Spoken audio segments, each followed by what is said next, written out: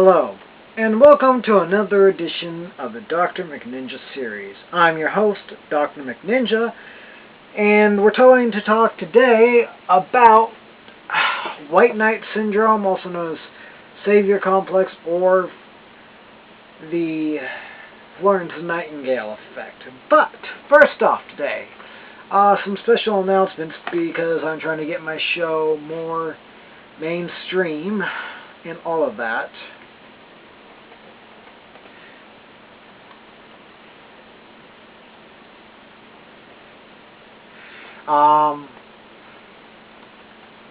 A few announcements to make first, and all of that. First off, a shout out to Miss... Who am I doing today first? Yes, okay. First shout out goes to Miss Haley Harnish, who recently lost her dog, Dulce, and Dulce was found earlier today at a pet shelter.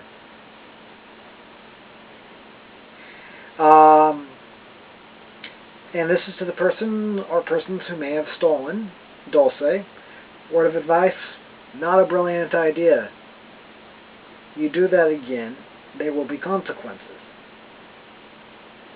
Don't go after other people's properties, numbskulls, or else you'll be dealing with me. And it's really hard to find people's bodies when they're buried in all 50 states, if you know what I mean. So stay away from the doggy. Thank you very much. Next shout out goes to Kyle Delegard, one of my coworkers at Lowe's. White Cocoa, as he's called. Don't ask me, I really have no idea. He's white and apparently likes cocoa, I am assuming, because our other shout out is Daniel Warren, rap artist who also works at Lowe's of Young and Brave, a local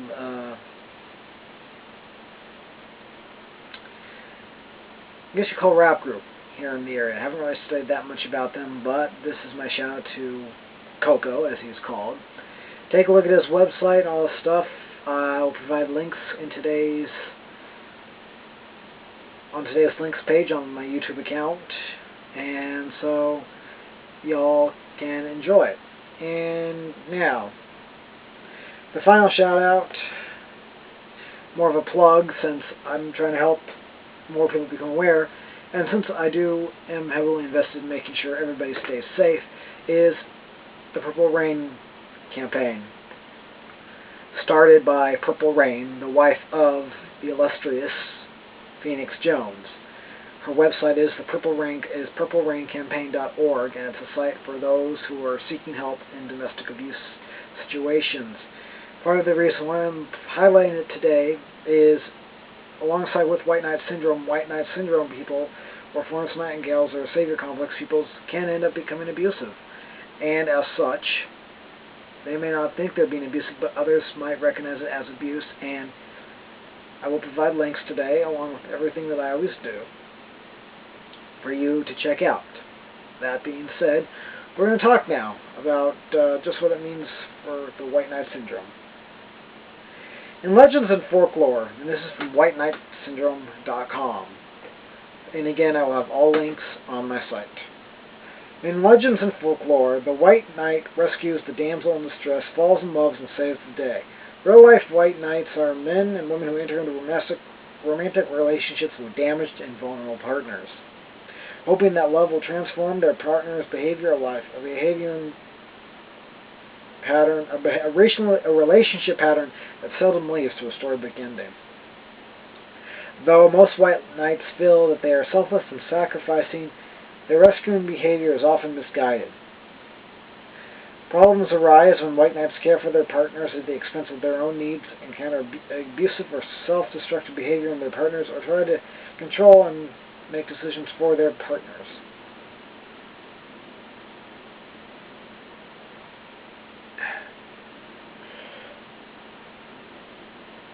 The White Knight Syndrome explains the origins of This behavior presents three subtypes of white knights and explores the concept of balanced rescuing.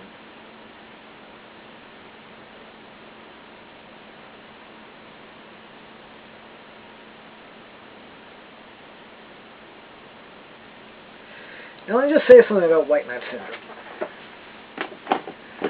Too many people today want the whole idea of fairy book romance.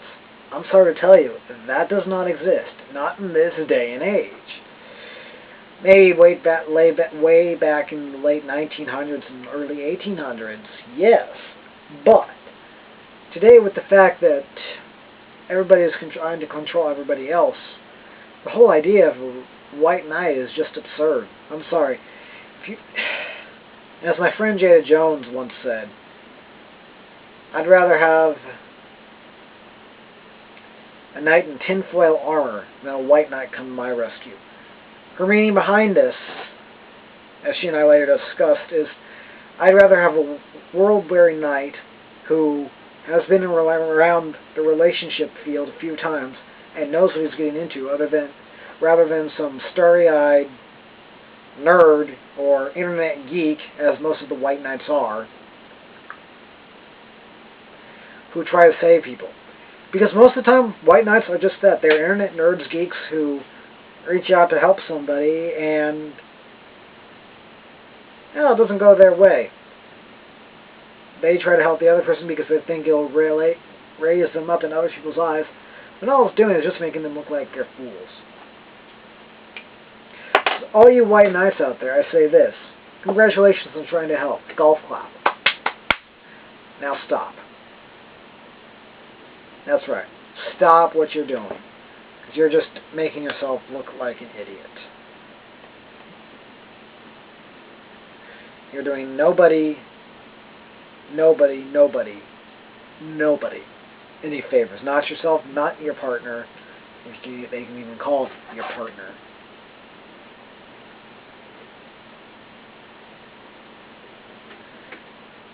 Instead, just wait for the right person to come to you. Don't try to find the right person. It's not going to work like that. You're going to screw yourself up. They're going to be screwed up. And you're both going to be miserable and unhappy, and you're both going to be damaged goods that nobody wants.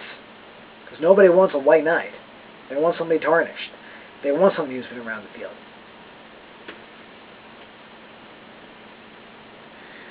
There are a few subtypes of white knight syndrome. And these will help you identify. I've also got a test here that I'll be taking alongside to help you people understand just how much damage you might be doing. So the first subtype of the white knight is the overly empathetic type. The overly empathetic white knight fears emotional distance. This fear can be triggered by many sources such as separation, loss of love, or loss of approval. She or he tries to maintain or restore an emotional connection to a partner by being needed, good, or caregiving, and by positively affecting her partner's emotions. Sexual jealousy and insecurity can trigger his or her fear of emotional distance. As a result, the overly empathetic white knight is driven to further prove that she or he is a valued partner and lover. The overly empathetic white knight worries excessively about their partner. This worry is especially apparent during separations or when she or he feels he or she needs his or her help or protection, lest he or she experience some kind of discomfort. One overly empathetic knight worried that her partner had not planned his work schedule properly and that his poor planning might cause him to experience too much stress. Although she may have been correct in predicting her partner's stress when she created a computer spreadsheet for his various tasks to help him better manage his time, he resented her help and felt humiliated. In situations like these, the white knight often feels hurt, if not angry, when his or her partner rebuffs his or her feelings or perceives his or her help as a criticism or a nuisance. As with most white knights, the overly empathetic white knight might purposely take some of the credit for his partner's success. Yet he or she also views his or her partner's success with ambivalence, because this white knight fears emotional distance. He or she may worry that if his or her partner is successful, she or he may no longer need a relationship or want to continue. The major psychological forces at work within this white knight are a heightened sense of empathy, excessive guilt, and an intense fear of emotional distance. These forces are manifested in a variety of ways. A perfect example of the overly empathetic white knight is Dr. James Wilson from House. The guy who falls in love right and left with dying patients and wants to help them. Although this might be attributed to Florence Nightingale syndrome, it's more the white knight subject of that. He's desperate, they're desperate, and it seems like a good idea until he ends up being too good and helps them, and they no longer need him. It's part of the reason why he and his first wife, Sam, broke up. And he gets called on it so many times, not only by House, but other people under him, and including Cuddy and Foreman. The next subtype is the tarnished white knight. The tarnished white knight wants to be loved and appreciated. He or she seeks to compensate for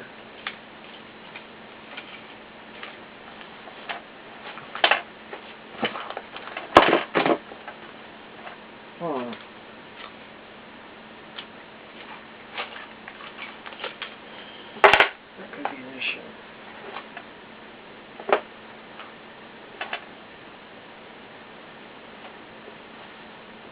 Yeah, I'm sorry, I'm being distracted badly.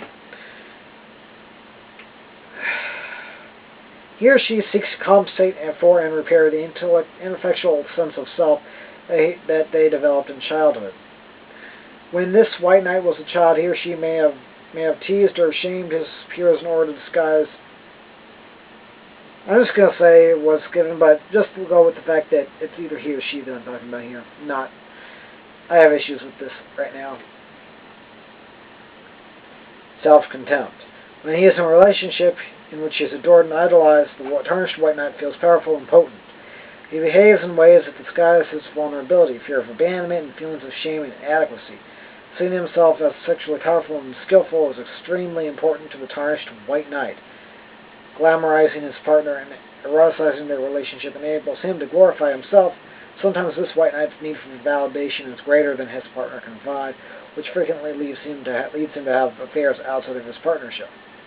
The tarnished white knight often chooses partners who have some trait that, by ordinary standards, creates a tangible disparity between herself and her partner. Appearance, health, social or economic status are common examples of traits that create such disparities. At other times, she has an unrealistic or inflated sense of who her partner is or should be. That is, she exaggerates her partner's talents.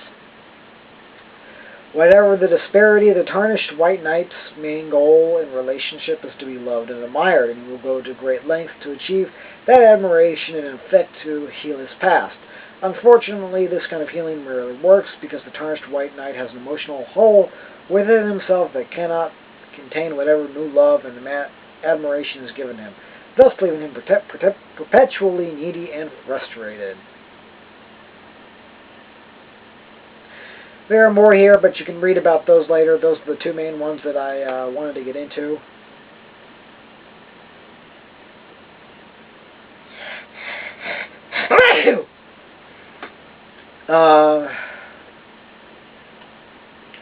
Going to take the test now. And so this is the White Knight Syndrome test, found at tests.match.com/tests-take.aspx !quiz ID equals 10086 and page equals 1.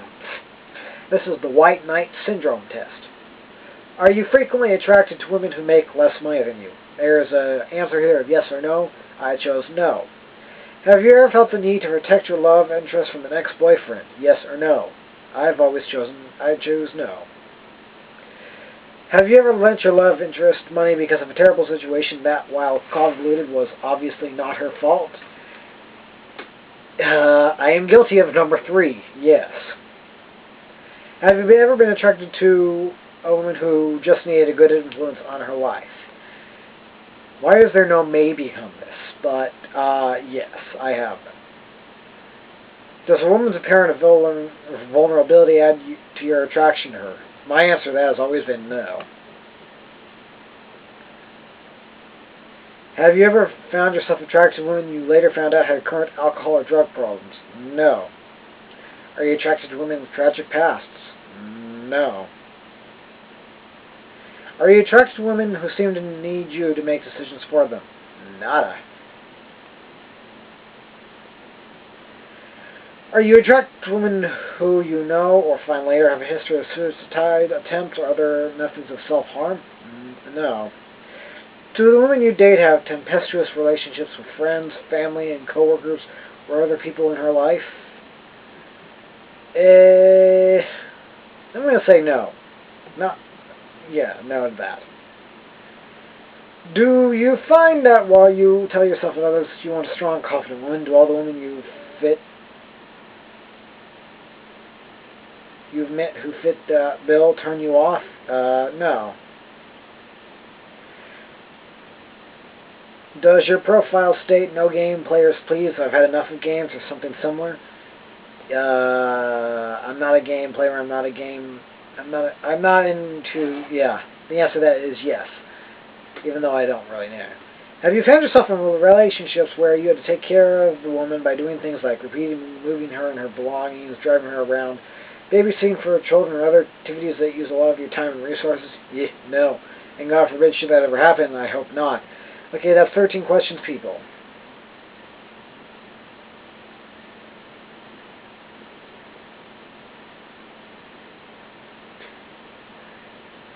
And my answer was a real man. Sobbing with gratitude. Thank Buddha, a man who doesn't need to save a woman to feel useful and strong. If you're within 20,000 miles of me and are old enough to shave, please email me.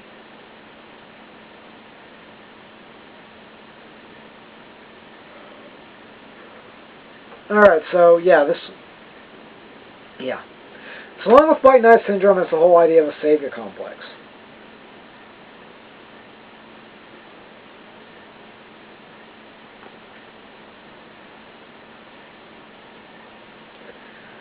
So what is savior complex? Also known as the Messiah complex and other things like that.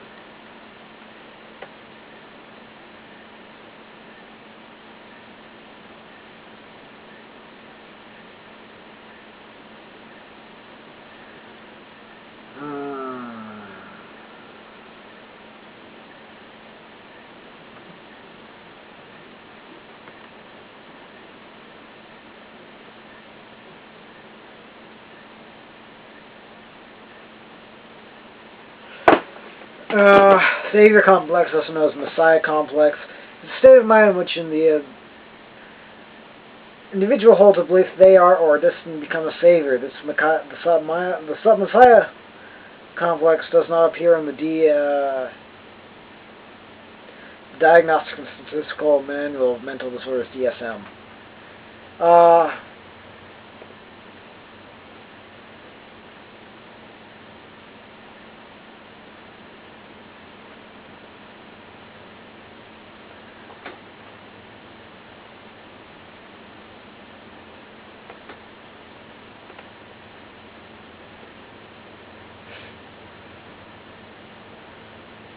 Alright, and this is from briangarrell.com/unlearningsaviorcomplex.